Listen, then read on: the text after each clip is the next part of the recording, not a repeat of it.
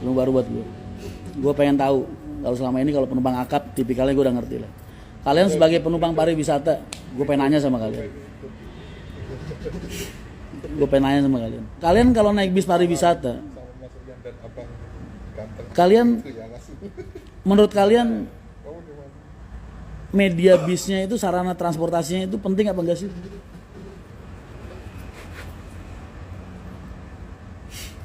Gue pengen tanya sama kalian.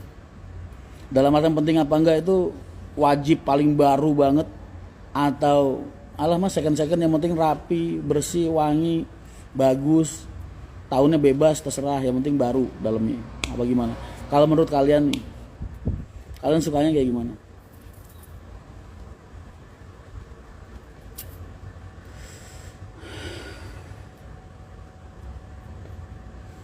Makan ayam talibang maupun di Lombok, gua di Jogja lih. Nah, kenyamanan. Oke, berarti bukan, ini jawaban ini berarti nggak harus baru ya. Ya nomor 2 mas. Fasilitas dalam bisnya mas, oke. Gua dapat lagi nih 2 orang, berarti bisnya nggak harus baru kan. Oke. Nggak trouble juga mas, oke. Berarti bisnya nggak harus baru intinya. Terus, nah.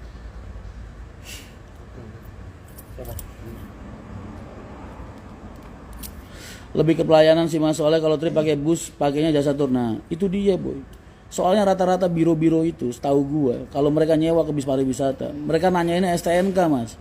Kadang gua tuh mikir ini benernya yang pengen begini nih bironya atau pesertanya gitu.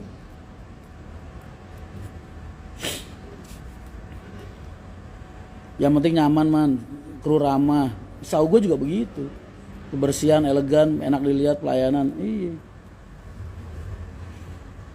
Ya iya, berarti kan yang penting kan pelayanan, kenyamanan, fasilitas kan, bukan tahun kan.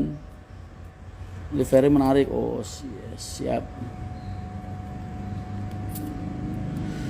Mobil sehat mau baru atau bekas, betul. Yang penting ada gambar wayangnya mas. banget. Harus ada leadernya memperkenalkan tematik. Betul. Lebih ke bironya mas. Oh berarti selama ini yang minta STNK tahun baru itu rata-rata bironya ya, bukan penumpangnya. Berarti kalian harus mencoba biro nomadik boy, karena gua akan memberikan kalian treatment yang berbeda banget.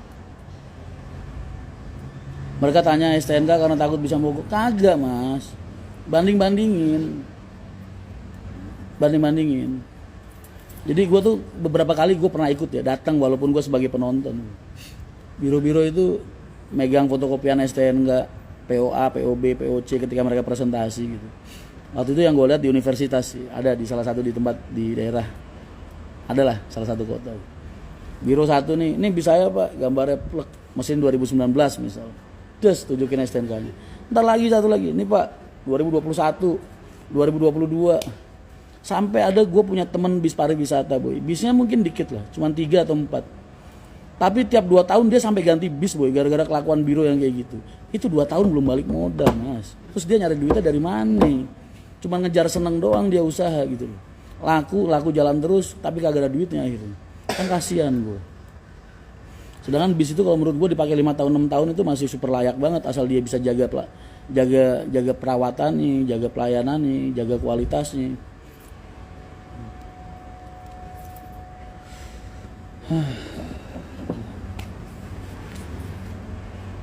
Itu sih, gue lagi mempelajari pola kerja orang-orang biro yang ada di transportasi ini.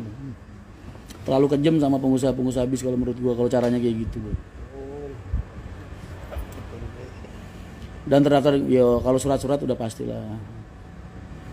Patokannya masih double glass kayak akap mas. Oh siap. Rapi jangan sampai trouble, karena pernah punya cerita armada bagus Alcoa tapi tetap aja. Nah, iya.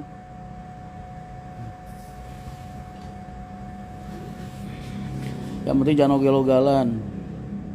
Karena banyak kejadian mas, kita order bus kelihatannya sih bagus tapi kurang fit kayak rem tangan. Nah, itulah pentingnya kalian ngelihat buku KIR, ngelihat STNK, ngelihat KPS bis. Pak, ini bis ada surat-suratnya apa enggak? Karena saking banyaknya juga bis-bis yang rombakan.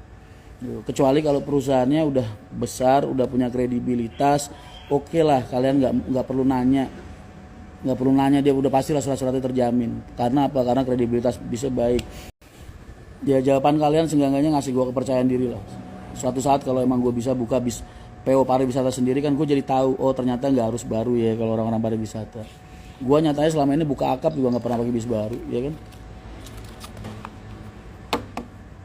Yang penting kita yakin kalau armada kita bisa melayani penumpang dengan baik, kru kita bisa melayani penumpang dengan baik, dan kita bisa meyakinkan penumpang bahwa perjalanan mereka akan menyenangkan, berarti udah layak dicoba ya. Apa ada yang mintain fotokopian STNK mas? Apa nggak takut disalahgunakan? Enggak, karena biro biasanya kan main sama pengurus pariwisata mas.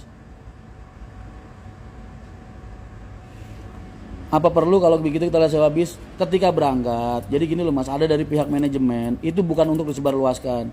Kalau mereka ngirim ke WA surat-suratnya nggak mungkin mau mereka. Karena apa? Itu akan menjatuhkan kredibilitas perusahaan-perusahaan lain yang mungkin tidak seperti itu.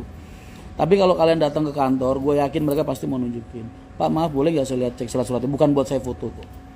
Makanya ketika ada kejadian-kejadian kayak yang bis masuk jurang, yang remnya blong, segala macam bla bla bla, waktu itu ribut kan, diributin sama pemerintah. Sampai akhirnya semua pengusaha pariwisata jadi kena imbasnya yang baik-baik. Itu kan agar kalian mawas diri dan berhati-hati mas. Ternyata apa? Pas dicek kagak ada KPS. Pas dicek kirnya mati. Yang salah siapa coba? Yang salah penumpangnya boy. Atau orang yang dipercayakan buat nyari bisnya. Dia nyepelein soal itu. Jangan jagain kalau nyatanya gue pakai si A kemarin baik-baik aja. Orang mah nggak jaga berhasilnya mas, jaga apesnya. Lu mau ada apa-apa di jalan Jasara Harja nggak keluar, kan begitu. Kaca tumbuk menghalangi pandangan penumpang. Kalau dulu mas, dulu setahu gue ya, bis pariwisata itu kaca harus putih mas. Kanan kiri itu kaca harus putih. Depan harus single glass. Karena apa? Penumpang itu biasanya pengen ngeliatin pemandangan pariwisata sekitar. Tapi zaman-zaman sekarang ini 3 tahun 4 tahun ini kok kayaknya mulai ini ya. Mulai pengen yang versi akap lah, udah kayak akap aja bentuknya gitu. Tapi kadang biro cari murahnya doang. Biro pengennya yang ya kan mereka juga nyari untung mas. Makanya gue tuh mindset gue beda di Nomadic ini. Gue pengen bikin nyaman penumpang, pengen nyaman pelanggan gue. Makanya kemarin gue ke Lombok tuh benernya buat latihan juga mas. Oh iya, jadi banyak hal yang kira-kira ini nggak bagus lah. Ini pakai ini enggak gitu. Karena selama ini gue sama teman-teman kan waktu jalan kayak kita acara Bali Bangkit dan lain-lain kan istimewa banget gue anggap. Dari segi makan, dari segi apa-apa gitu. Makanya gue kemarin datang sendiri tuh pengen mastiin itu mas, buat next tripnya supaya bisa lebih baik. Pengusaha bis wisata sekarang itu apalagi Jogja ya mas, persaingannya luar biasa mas. Mereka bisa jalan 1 bulan 15 hari aja udah sujud syukur. 15 hari udah sujud syukur. Mentok-mentoknya paling rame-rame 20. Kalau high season ya mungkin bisa 25 sampai 30, tapi kan high season nggak tiap bulan. Ngejar 20 udah berat lah. Paling sebulan dapetnya 15 hari itu aja udah bersyukur. Makanya ya sebegitulah.